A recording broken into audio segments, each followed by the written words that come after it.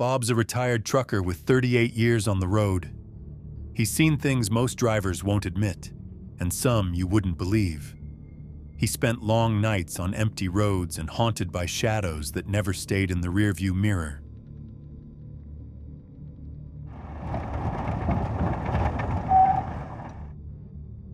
They say the road has memories, that it remembers every scream, every wreck, every lost soul it couldn't let go. I used to think those stories were just jokes, and felt they are just things truckers said to scare new drivers. Old superstitions, nothing real. Just talk on the CB radio or around rest stops to pass the time. But everything changed one night when I was driving down Route 377, and I realized some stories are true. I'd been driving nearly 14 hours straight, fueled by nothing but caffeine and stubbornness. My body was numb with exhaustion, the kind that seeps deep into your bones and makes your mind start to play tricks on you. Every mile felt heavier and every blink longer. Then the fog rolled in. This wasn't normal fog, no gentle morning mist or harmless haze. This stuff moved, swirling and shifting as if it was alive, like it was searching for something or someone. I eased off the gas, slowing down to 40 miles per hour. Visibility dropped to barely 20 feet ahead. The road beneath me seemed to lose its shape, turning into something unreal, like I was no longer on solid ground. Suddenly, the GPS blinked off, then died. The radio was swallowed by static. Even the CB went silent. It was as if the world itself had muted and cut off from everything familiar. And then it happened. Something grabbed my shoulder. Not a light brush, but an actual grip.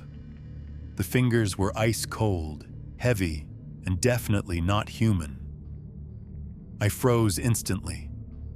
My first thought was that someone had slipped into my cab at the last stop to play a prank, or even worse. My heart was pounding as I slowly turned to look but found nothing. The cab was empty, and outside, the fog pressed hard against the windows, thick and unmoving, like a wall of concrete. Then the lights suddenly flickered once, like a quick on-off flash, breaking the quiet. That small flicker made a strange feeling spread inside me. It wasn't a regular fear, but something deeper and heavier.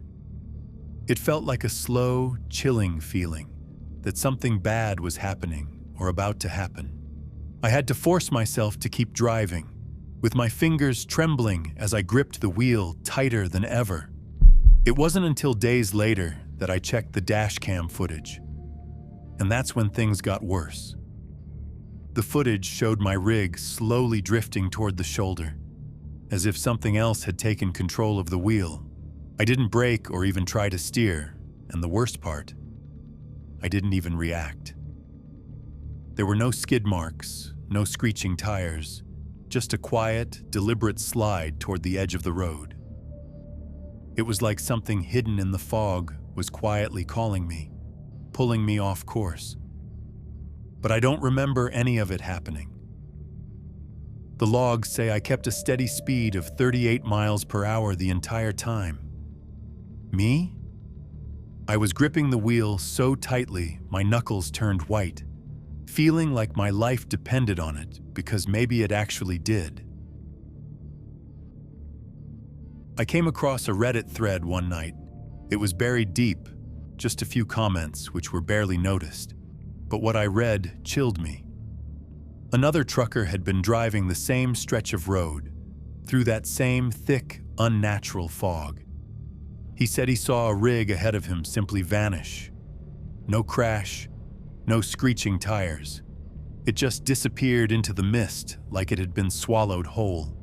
He called dispatch immediately, but when they sent someone out, they found nothing. No wreckage, no driver, no sign that a truck had ever been there. One of the replies was from a guy who mentioned his friend.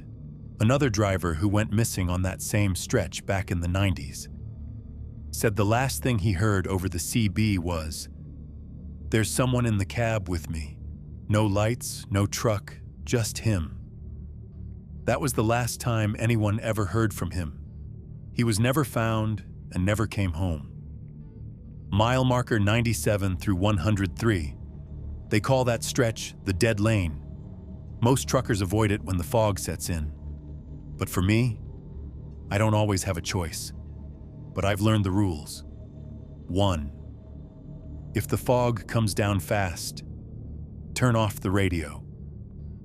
2. If you feel someone watching, don't look at the passenger seat. 3. If you feel that cold grip on your shoulder, don't flinch. Because if you acknowledge it, it doesn't let go. This one's not about shadows in the fog. No stitched mouth ghosts or voices whispering through the vents, but it's the one that truly haunts me.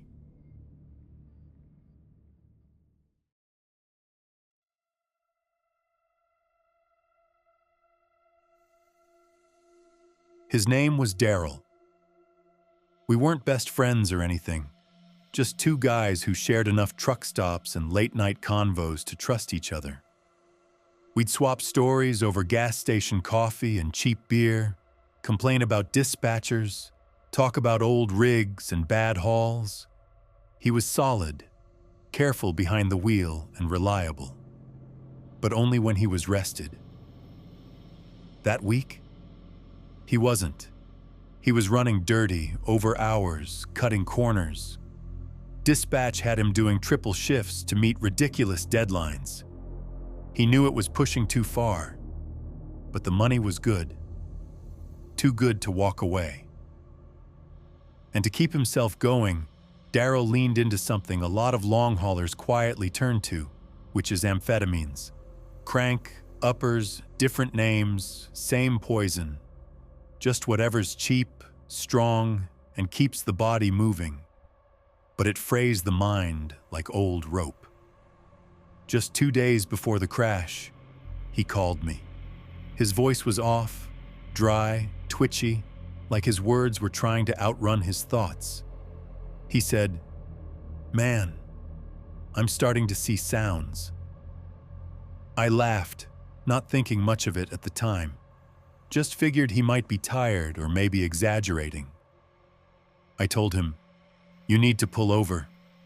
Get some rest." But he just chuckled and said, "One more haul, then I'm done." He never finished that run. It happened out on the Queensland Highway, a long, straight stretch of asphalt that feels like it never ends. One of those roads where the sky looks the same for hours, and the monotony starts to peel away pieces of your mind. You forget what day it is, what time it is, and sometimes even who you are. Daryl's rig began to drift. No skid marks, no sign he tried to correct it. Just a slow, deadly veer off the shoulder, like his body was still behind the wheel, but his mind had already let go. His semi hit a soft embankment at full speed. No brake lights. No attempt to steer away. Just a sickening slide, then a violent tip. The rig rolled hard, steel screaming against asphalt, glass exploding like gunfire in the night. It all happened in seconds. Daryl died instantly. His neck broke in the crash. Maybe that was a small mercy. He likely didn't feel a thing. But the kid in the passenger seat? He wasn't so lucky. He was just 22. First long haul. Fresh CDL is still warm from the printer. He had that greenhorn energy, eager, curious, a little nervous but proud. He'd told dispatch he was excited to ride with a seasoned vet and said he wanted to see how the pros handle the road. They paired him with Daryl, thinking he'd be safe. What he got instead was a front row seat to a slow-motion disaster. When emergency crews arrived, They said the cab looked like it had been folded in on itself, crushed beyond recognition. The kid was pinned, his body jammed so far into the dash, they couldn't even find him at first. They thought he'd been thrown clear. They were wrong. They had to use 2 hydraulic cutters, one for the door, one for the cab frame, just to peel him out in pieces. One firefighter said it was the worst he'd ever seen. No ghosts, no curse, just fatigue, speed, and a decision not to stop. That's the part that haunts me most. That crash shook the entire depot. We'd all heard Daryl getting twitchy. We all saw the dark rings under his eyes. But we brushed it off, because that's what truckers do. We keep rolling, keep moving, and don't stop. But that's the real horror. Not something hiding in your mirrors. Not a ghost waiting at the next turn. It's the stuff you ignore. The exhaustion you pretend isn't there. The moment your eyes glaze over, and the road stops being real. Now, every time I see one of those signs, I hear Daryl's last words on the phone, slurred and scattered. I see that crumpled rig in the grass, and I remember that kid, someone's son who just wanted to learn the trade. Not every haunting comes from the dead. Some come from guilt. The regrets you carry in your rearview mirror, mile after mile, long after the wreckage is gone.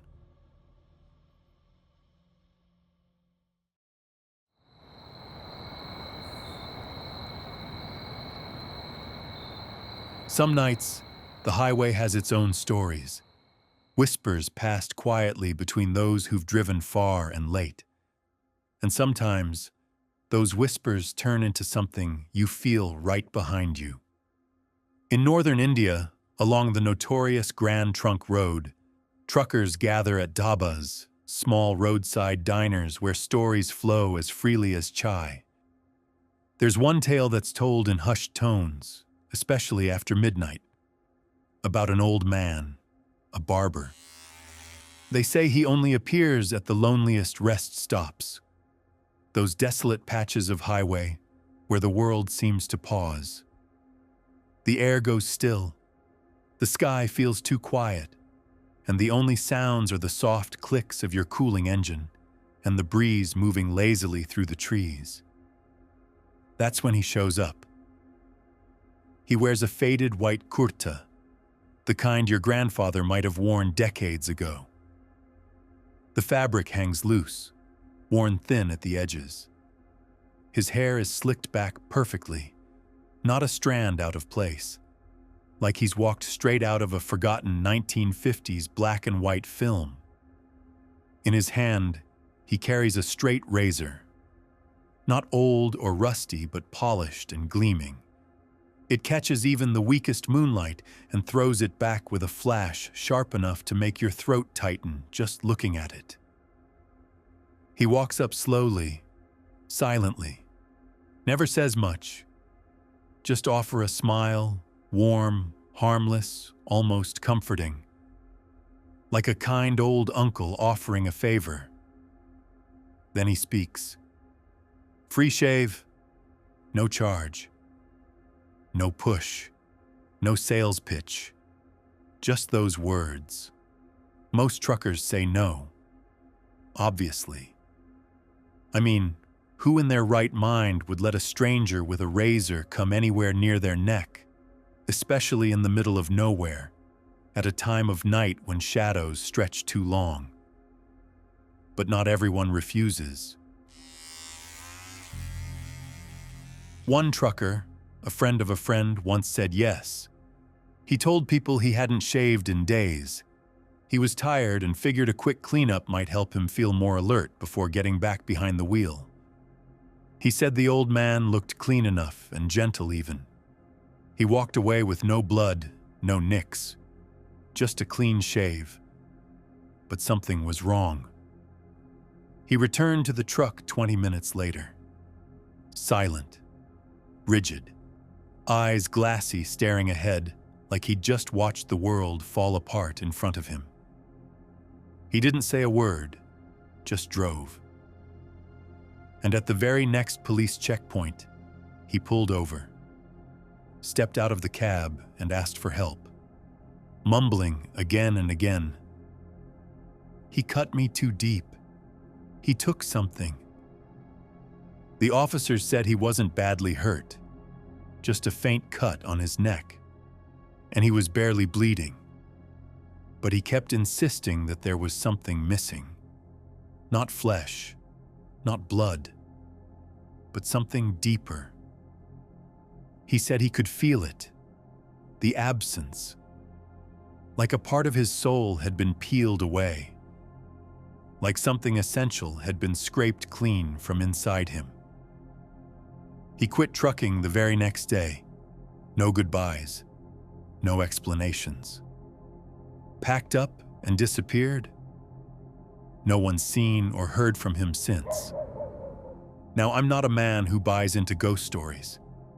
I've faced real danger, cartels, robbers, wild animals, real threats that don't vanish when the sun rises. But the open road at night? There's a different kind of fear there. It's the silence, the shadows that move just outside your vision, the feeling that you're not alone, even when there's no one in sight. I had my own encounter with the Phantom Barber. It was around 12:30 a.m. I was running on fumes, somewhere between Punjab and Uttar Pradesh. My eyes burned, my hands ached from gripping the wheel, and the road stretched out like a ribbon of endless darkness, blurring under the high beams. Every mile felt heavier than the last. Then, through the haze, I saw it. A flicker of light, faint, tired neon blinking through the trees. A roadside diner. It was nothing special. Just an old, faded sign swaying in the breeze, barely hanging on. The kind of place that looked like it hadn't changed since the 80s. But in that moment, it was salvation. I needed caffeine more than sleep. I pulled over, engine ticking as it cooled. Inside, the diner was quiet. Too quiet. Dim lighting cast long shadows across cracked vinyl seats. The walls were stained with age, the air heavy with the smell of old grease and something else, something metallic, like rust. There were a few dirty plates on the counter, but no customers. No sound, not even a radio. Just one man behind the counter. An old man, thin and pale. His eyes, they didn't blink. Just stared at me like he already knew something I didn't. I walked up, tried to shake off the unease, asked for a cup of coffee. He didn't speak, didn't nod or even move. Then, after a long, frozen moment, he leaned in, close enough that I could see the yellow in his eyes, and whispered, voice low and tight like a stretched wire, "Leave. Now." There was no emotion, no explanation, just those two words. And something in the way he said it, like he wasn't warning me, but pleading, sent a sharp chill down my spine. I didn't argue and didn't bother to ask questions. I turned and walked back to my truck, with my heart pounding harder with every step. Like I was being watched. Like something was about to reach out and pull me back inside. As I climbed into the truck, I noticed some scratches. Long, deep gouges carved into the door panels, slashed across the seats, even etched into the steering wheel and fresh. Like something had tried to claw its way inside, but the doors had been locked tight. No signs of forced entry. Just the smell, a mix of rust and old wood, damp and decayed. I checked the trailer. It was empty. My hands shook as I started the engine. I didn't sleep that night. Drove on until the sun cracked the horizon. Every reflective sign, every shadow flicking past my mirrors made me jump. Was it the phantom Barber? A ghost? A hallucination born from fatigue? I don't know. But sometimes, when the road stretches endlessly beneath a dark sky, it's not your imagination knocking at the window. Sometimes, the road reaches back. The highway never forgets. For those who've traveled its dark stretches, some things linger long after the engine's off. Whether it's the ghost in the fog, the deadly cost of exhaustion, or a mysterious figure lurking at a midnight stop, these stories remind us that the open road is more than just asphalt and headlights. It's a place where shadows move, and sometimes they reach out. If you drive the night, watch your back and maybe keep your eyes on the road ahead. Thank you for riding along with us tonight. Don't forget to like, subscribe, and share your own haunting road stories below. Until next time, stay safe out there and stay curious.